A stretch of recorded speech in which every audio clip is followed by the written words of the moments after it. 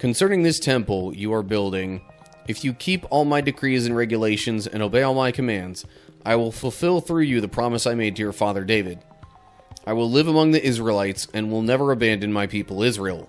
So, he says this concerning the temple, which gives the impression that, like, God's presence would be there within, or at least around, the temple. That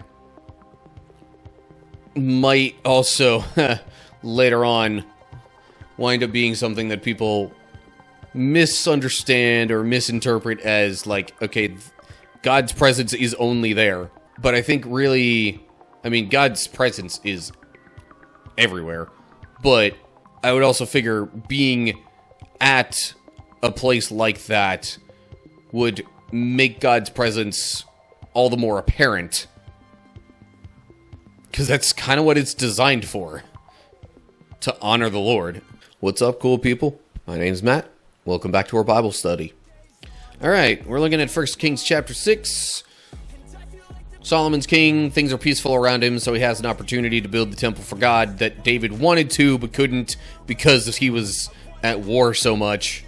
He has made an agreement with King Hiram of Tyre for cutting and transporting wood.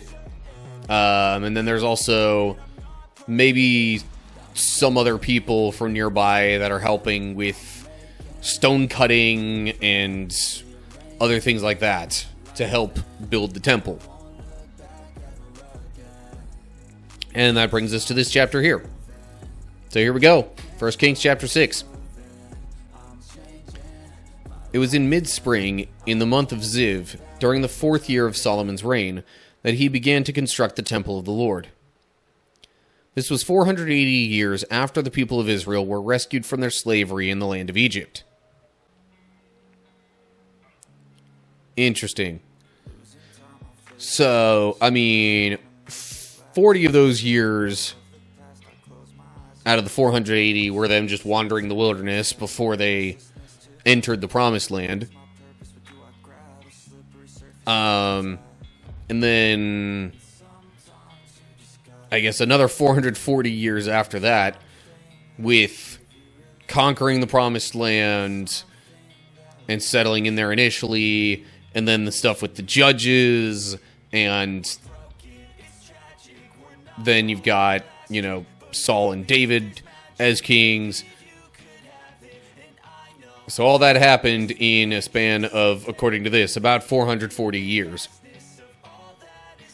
Note there at Ziv, Hebrew says it was in the month of Ziv, which is the second month. This month of the ancient Hebrew lunar calendar usually occurs within the months of April and May. Okay, so, round, well, it says mid-spring right there. So, that's about the time of year that it happened, which I guess would have made conditions generally pretty good for doing all this work. Wouldn't have been too hot or too cold or anything like that. Not exactly sure how the seasons are around there, depending on the time of year and when they might have had loads of rain and stuff like that, but I would imagine probably not around. But although this took place over the course of multiple years, based on what it said last chapter about the annual payments to King Hiram, so there were multiple seasons that the building was going on. It started in mid-spring. Anyway, I'm digressing a little too much on one specific point. So, on to verse 2. The temple that King Solomon built for the Lord was 90 feet long, 30 feet wide, and 45 feet high. The entry room at the front of the temple was 30 feet wide, running across the entire width of the temple. It projected outward 15 feet from the front of the temple. Solomon also made narrow recessed windows throughout the temple. He built a complex of rooms against the outer walls of the temple, all the way around the sides and rear of the building. The complex was 3 stories high, the bottom floor being 7.5 feet wide, second floor 9 feet wide, and the top floor 10.5 feet wide. The rooms were connected to the walls of the temple by beams resting on ledges built out from the wall, so the beams were not inserted into the walls themselves. Okay, that was the complex that was technically outside of the temple walls.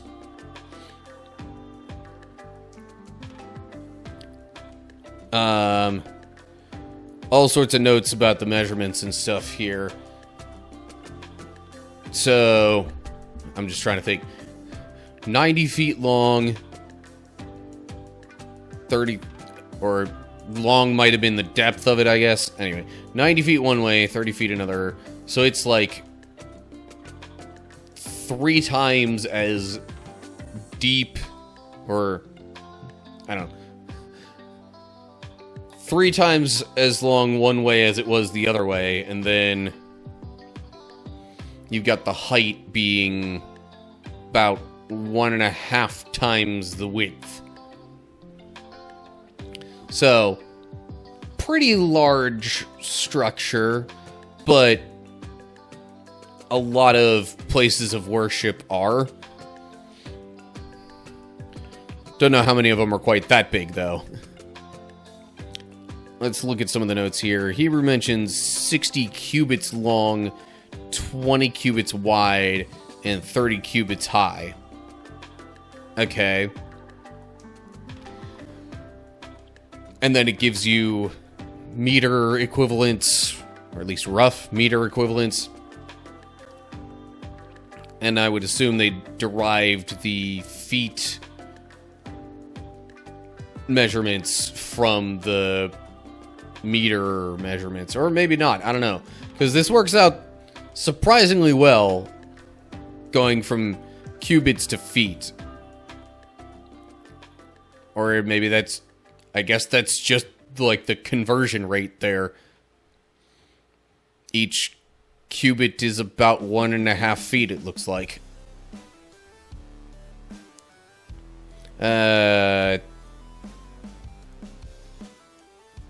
So, the entrance of it went the whole width across.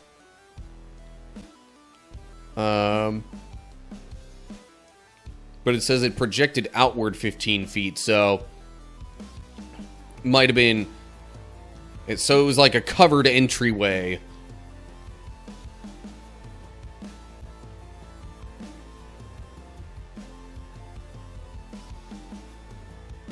Trying to think of an equivalent, like... This is probably not a great way of describing it, but like... You know how some buildings might have a covered parking area just in front of the main door? Could be something to that effect.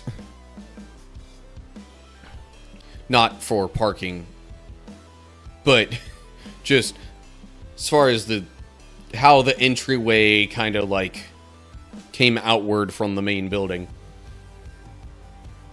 And then you got this additional complex of rooms. Doesn't really say what those rooms were for, though. Sorry. Okay. That also just gives you the Hebrew measurements and such for the dimensions, or some of the stuff for that complex. Now, what's odd about this is, like, it actually goes almost in like a reverse pyramid shape, it seems.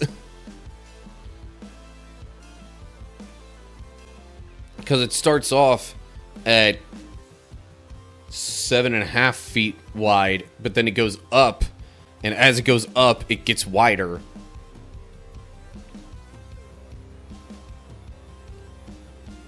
Anyway.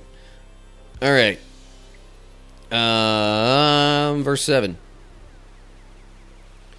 The stones used in the construction of the temple were finished at the quarry, so there was no sound of hammer, axe, or any other iron tool at the building site. The entrance to the bottom floor was on the south side of the temple. There were winding stairs going up to the second floor, and another flight of stairs between the second and third floors. After completing the temple structure, Solomon put in a ceiling made of cedar beams and planks.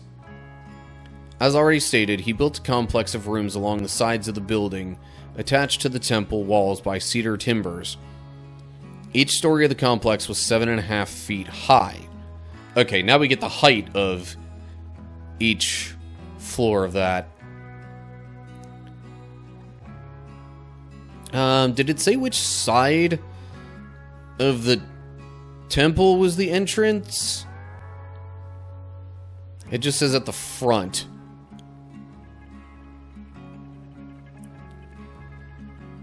So, not exactly. But this, it definitely says the south side of the temple was where the entrance to this other complex was. Where it says bottom floor, Hebrew reads middle floor. Why would the entrance be to the middle floor?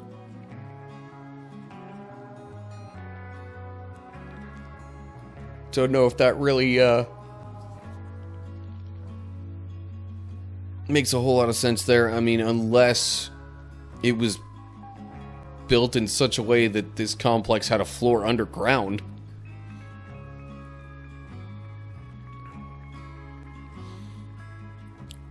Either way, no big deal, just kind of minor details. That's probably just going to give, 5 cubit measurement. And so a lot of that was really about this complex that's like on the outside of the temple. Then we get to verse 11. Then the Lord gave this message to Solomon. Concerning this temple you are building, if you keep all my decrees and regulations and obey all my commands, I will fulfill through you the promise I made to your father David. I will live among the Israelites and will never abandon my people Israel.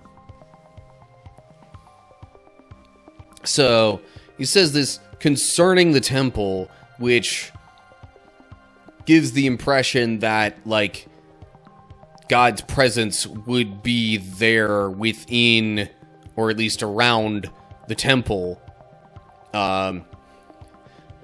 So, that might also, later on, wind up being something that people misunderstand or misinterpret as, like, okay, God's presence is only there. But I think really, I mean, God's presence is everywhere. But it was like, I would also figure being at a place like that would make God's presence all the more apparent. Because that's kind of what it's designed for. To honor the Lord.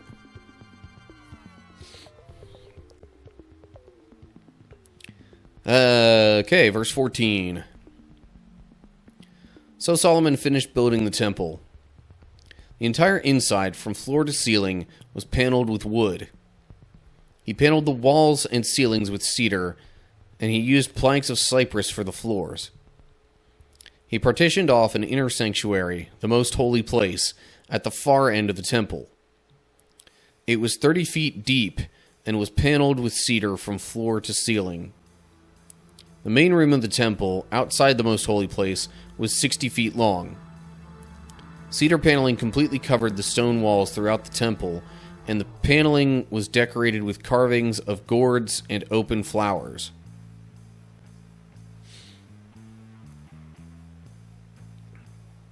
Okay, so they've got wood on the interior of the stone. Now, of course, it does say they carved it, so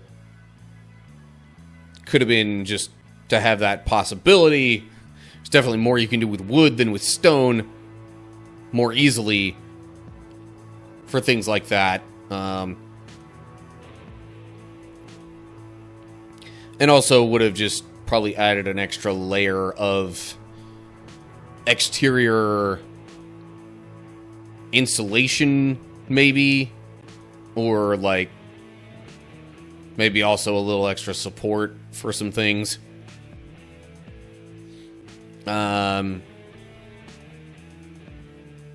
Most holy place at the far end of the temple. I assume far end, like coming in from the entrance, it would be the furthest away. It was 30 feet deep, it says. Whether that was like... It's a little bit unclear when it says deep, if that means like the height of it, or the... like how far away from like the back of that to the front of it would have been.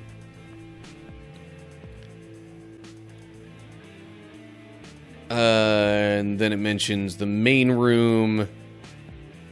Just outside of that, says it was 60 feet long. Which, okay, would, to me, imply that maybe, like, going from the entrance, it was a total of 90 feet, right? So then at the far back end of it was the most holy place. That comes about a third of the way up.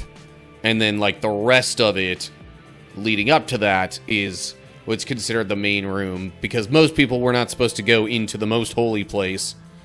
That was just for, like, the priests. So, that note probably just mentions the cubits. Yep. Okay. Verse 19. He, being Solomon, I assume, he prepared the inner sanctuary at the far end of the temple, where the Ark of the Lord's Covenant would be placed. This inner sanctuary was 30 feet long, 30 feet wide, and 30 feet high. He overlaid the inside with solid gold. He also overlaid the altar made of cedar. Then Solomon overlaid the rest of the temple's interior with solid gold, and he made gold chains to protect the entrance to the most holy place. So he finished overlaying the entire temple with gold, including the altar that belonged to the most holy place. Okay, so now we've got a bunch of gold involved in this too. So there was stone, there was wood, and there was gold.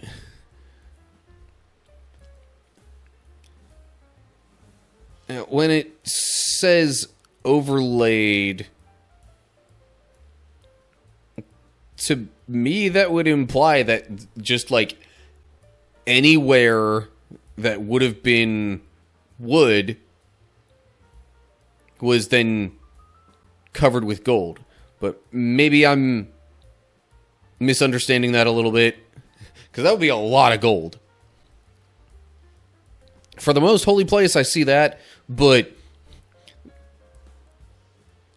for that being the entire temple as well, I mean, there was already a lot of other people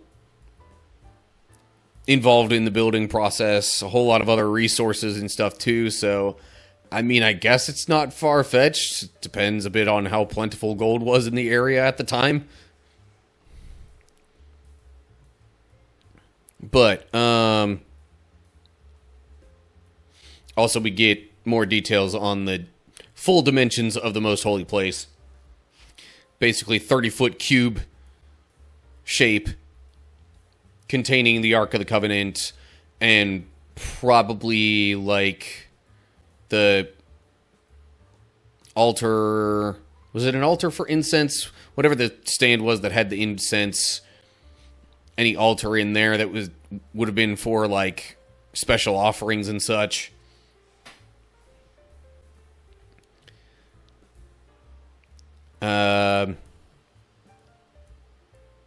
So that mostly focused on the most holy place, aka the Holy of Holies, which again was where the Ark of the Covenant was, where only really the priests would have been allowed to go.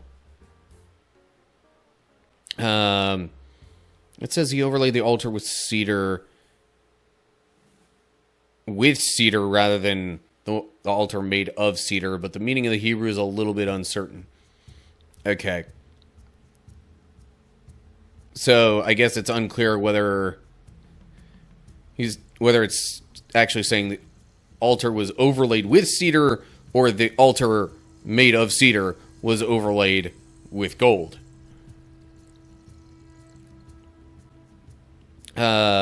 Gold chains to protect the entrance. Note there says, or to draw curtains across the entrance, maybe.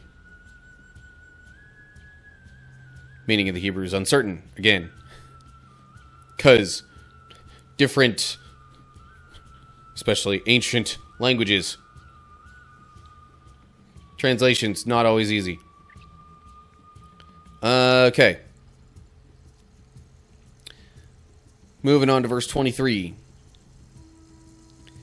He made 2 cherubim of wild olive wood, each 15 feet tall, and placed them in the inner sanctuary. The wingspan of each of the cherubim was 15 feet, each wing being 7.5 feet long.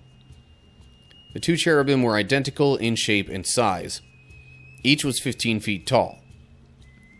He placed them side by side in the inner sanctuary of the temple. Their outspread wings reached from wall to wall, while their inner wings touched at the center of the room. He overlaid the 2 cherubim with gold. Kind of makes me wonder if the spot where their wings touched would have been like right over the Ark of the Covenant. I think the Ark of the Covenant itself had cherubim in part of its design, like especially on the top part of it. That would have been like the lid, air quote.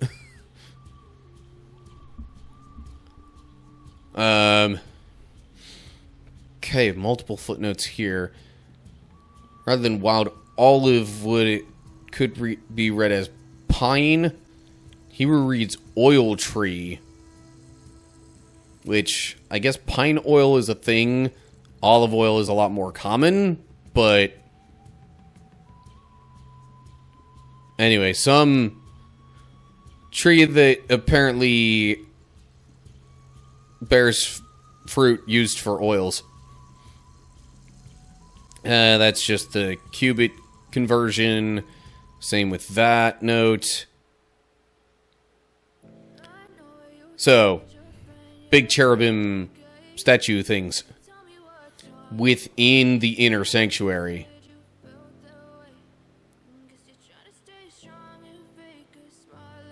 Okay, then verse 29. He decorated all the walls of the inner sanctuary and the main room with carvings of cherubim, palm trees, and open flowers. He overlaid the floor in both rooms with gold. More gold involved.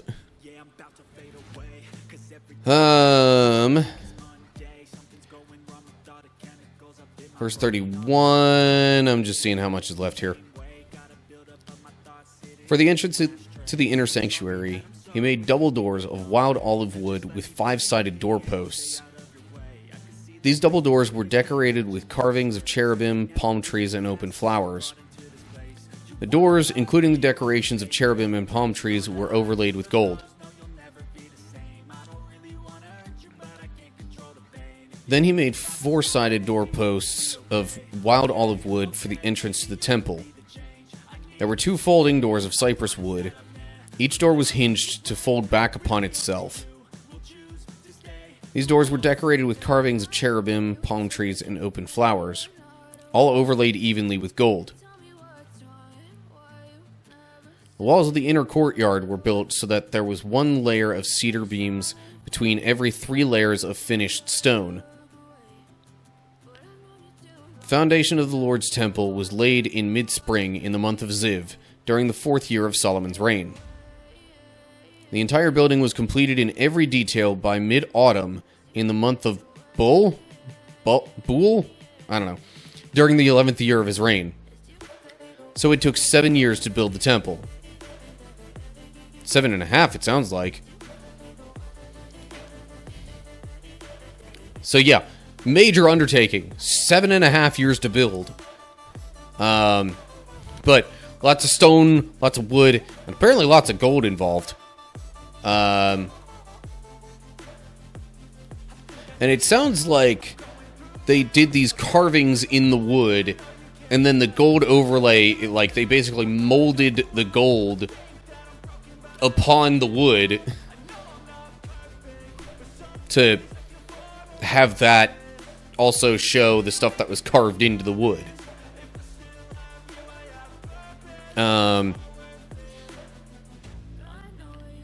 So, 5-sided doorposts, meaning the Hebrew is uncertain. That figures. What would a 5... I guess it's just saying that the doorpost that would have been part of, like, the frame or something? I don't know. Doorposts. Anyway, I guess those were pentagonal for the inner sanctuary? Also, lots of carvings with cherubim, palm trees, and open flowers. The open flower, in a way, could have been representative of the bud from Aaron's staff. That would have also been included in the Ark of the Covenant, I think. Because that was kind of God's sign to officially represent his chosen priests.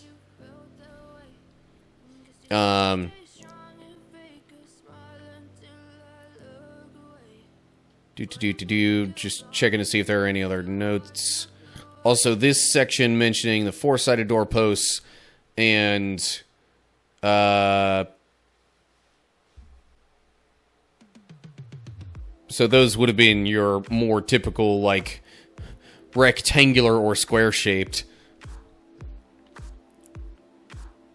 Where did it mentioned some doors? Yeah, hinged to fold back upon itself. So, like,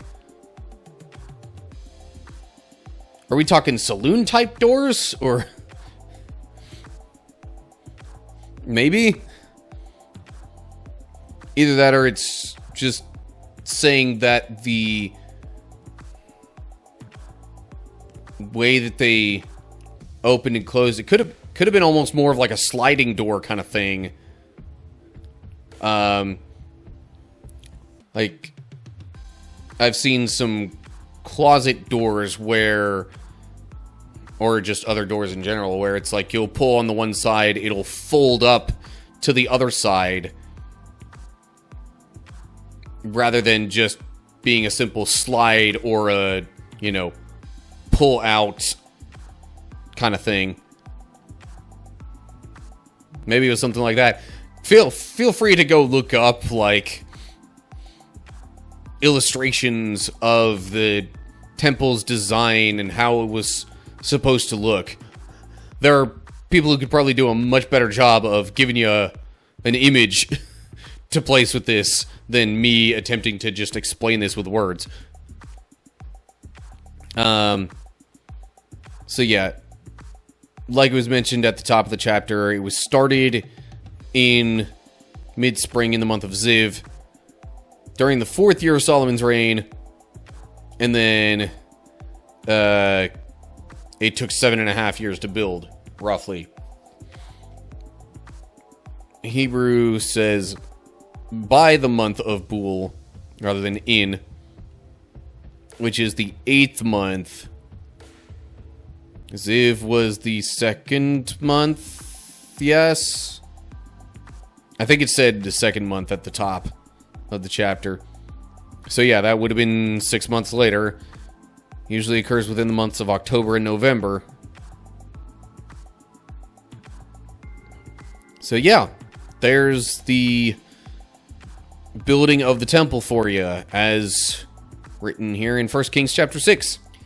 Alright, so there you have, I think, pretty much every detail you could think of regarding the construction of the first temple to God that was ever built in Israel. I say the first. We'll get to why that is multiple books later, but